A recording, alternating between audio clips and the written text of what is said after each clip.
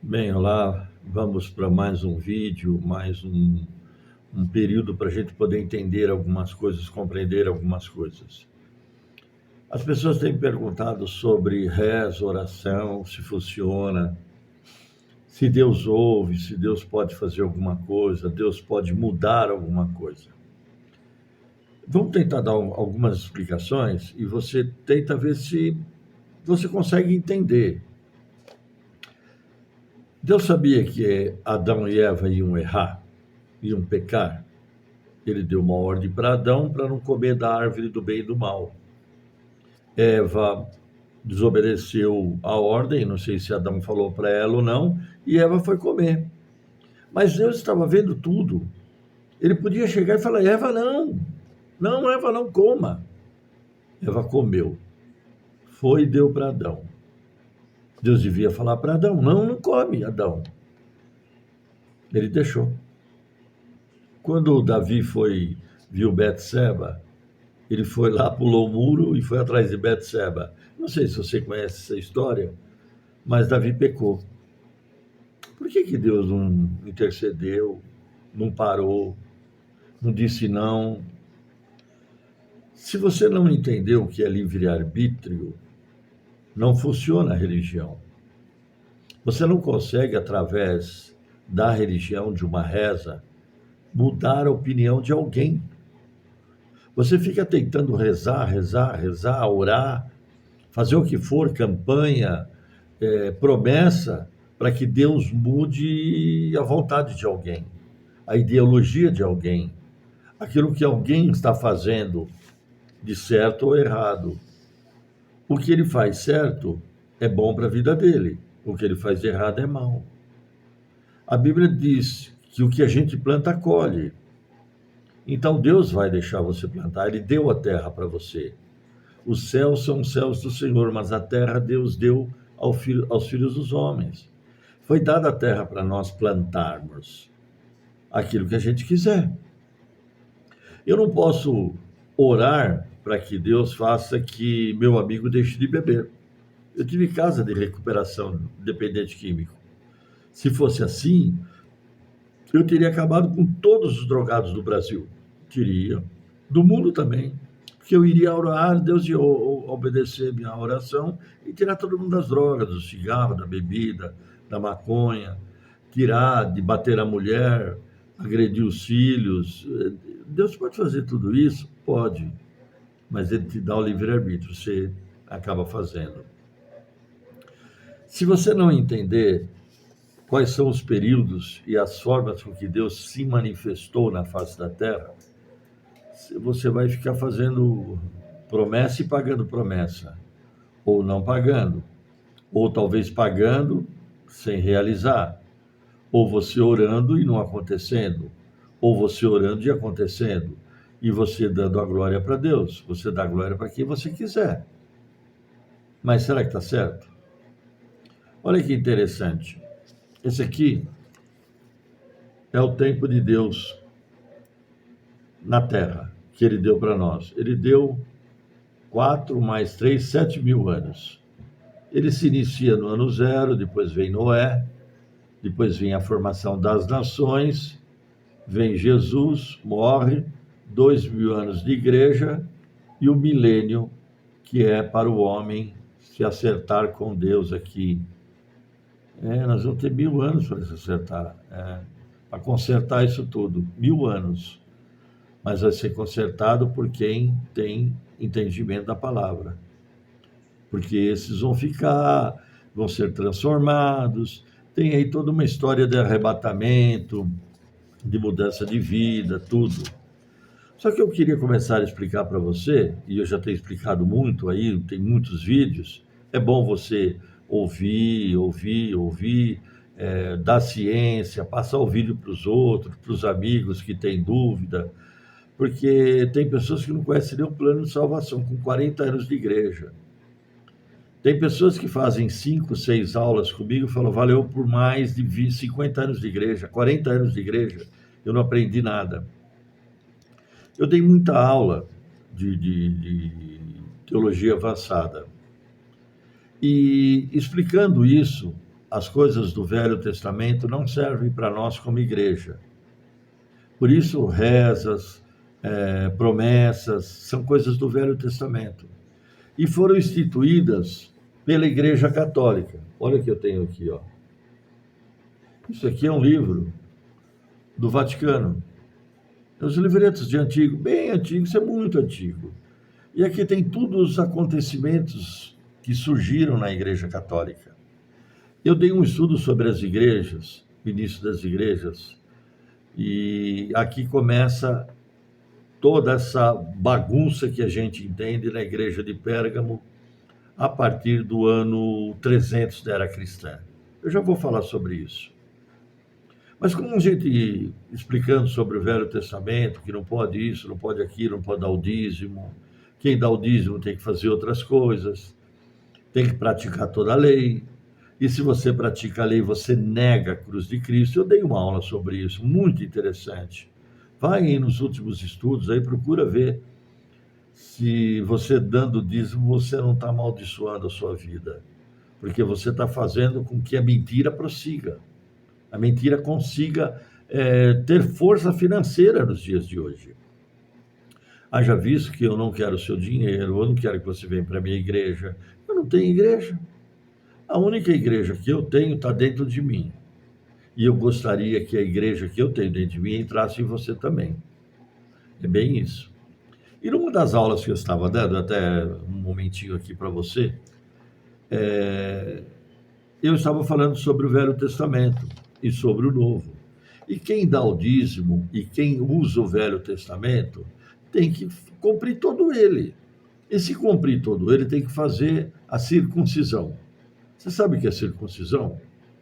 A circuncisão é cortar a pele do prepúcio do membro masculino.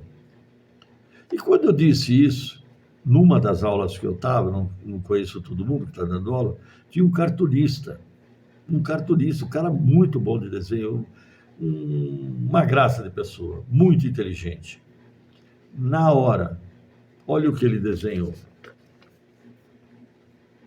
Eu sou esse pastor aqui está o pessoal, e a pessoa dizendo, né, eu quero, como é que ele diz? Pastor, eu quero fazer a circuncisão agora, pois eu já estou preparado para ir para o inferno.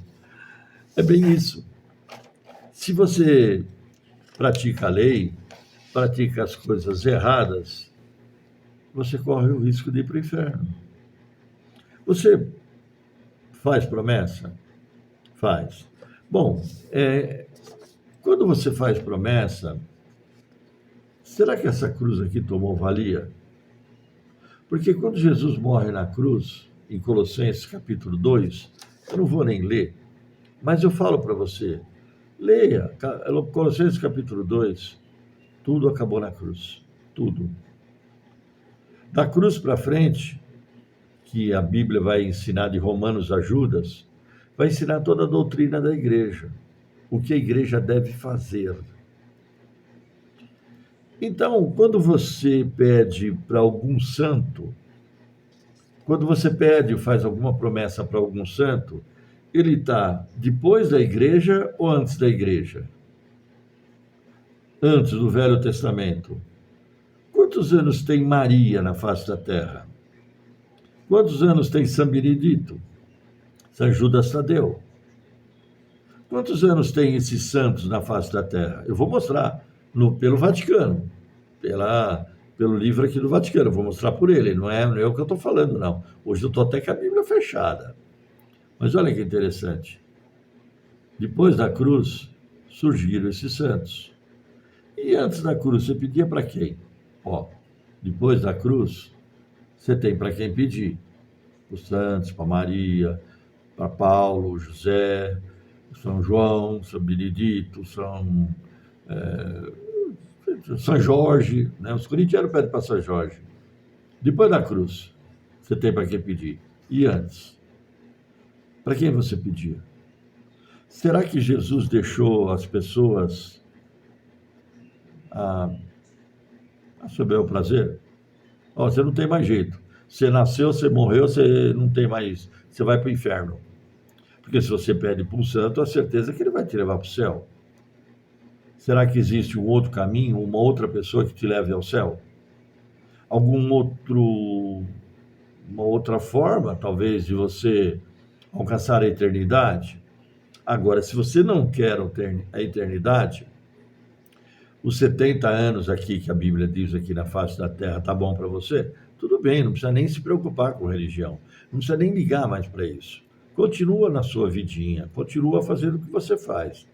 Agora, se você está no meio evangélico, se está no meio das religiões e você acha que está fazendo alguma coisa errada, por que você não estuda?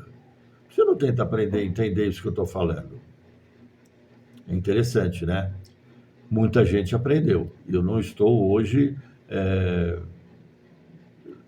viajando pela palavra, eu estou só tentando dar um pouquinho de entendimento. Então, o que aconteceu quando Jesus morreu, ressuscitou e deixou a igreja para que Paulo desse todo o ensinamento da igreja? Paulo ensinou e quem quis aprender, aprendeu. Quem não aprendeu, fazer o quê? Está continuando fazendo as coisas que continua, que se interessa. Tem muita gente que fala, eu estou acostumado, minha mãe foi isso, meu pai foi isso, meu tataravô, eu estou nessa igreja há muitos anos, eu estou na congregação, na Assembleia, na Batista, na Hare Krishna, no budismo, no Seishonoe, no Hare Krishna, eu estou minha vida toda, eu estou no catolicismo minha vida toda. Eu casei num convento, gente, eu casei num convento, eu era muito atuante dentro da Igreja Católica, mas eu vi que não tinha respostas. Eu vi que a coisa não fechava. Bom, vamos lá.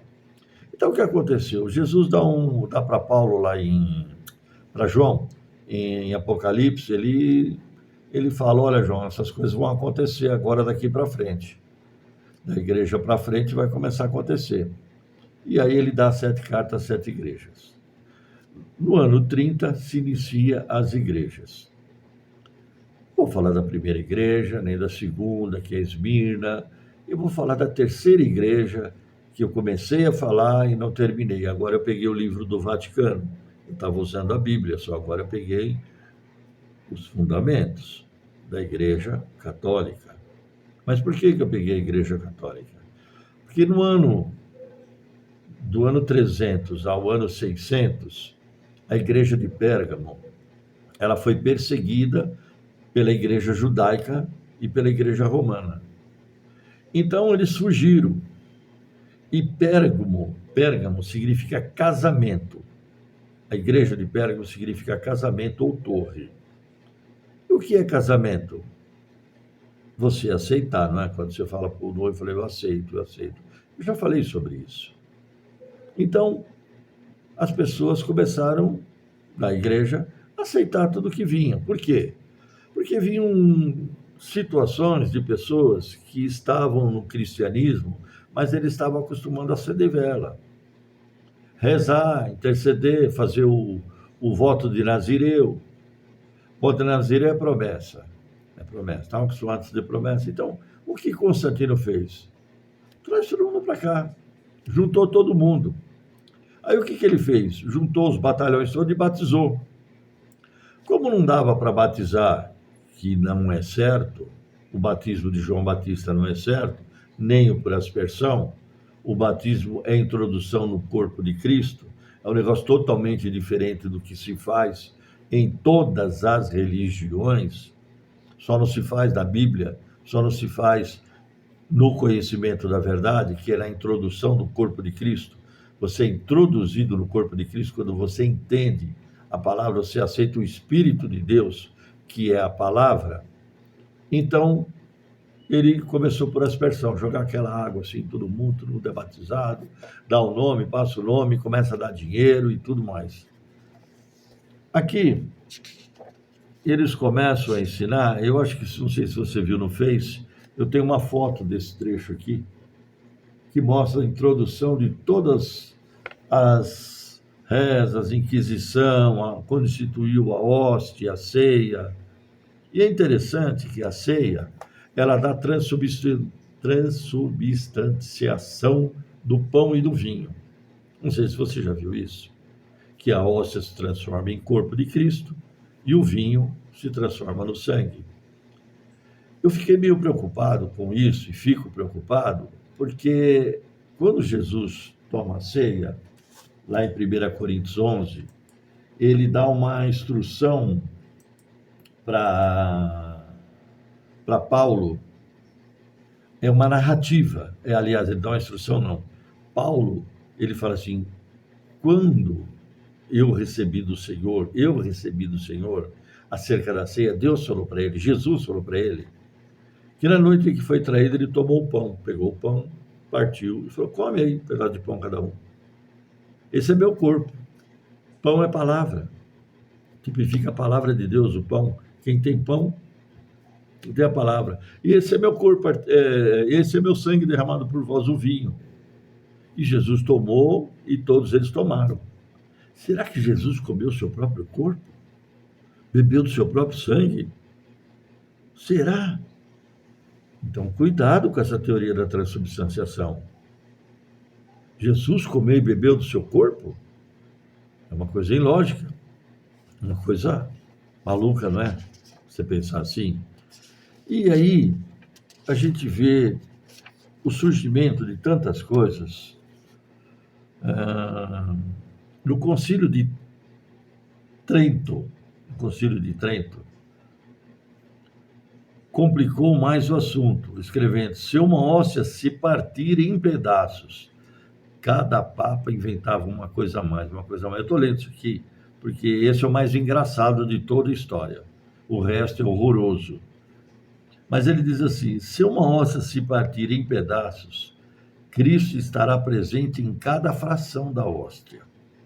E se uma parte cair no altar, o lugar deve ser lambido com a língua.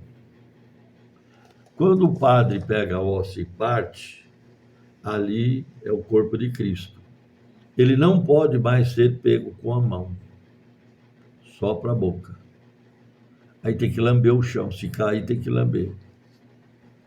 Isso aqui está aqui na Igreja Católica, estou lendo isso. Eu já li livro de magia negra no culto, só para os crentes ver o que eles estão fazendo. Só para eles verem o que acontece.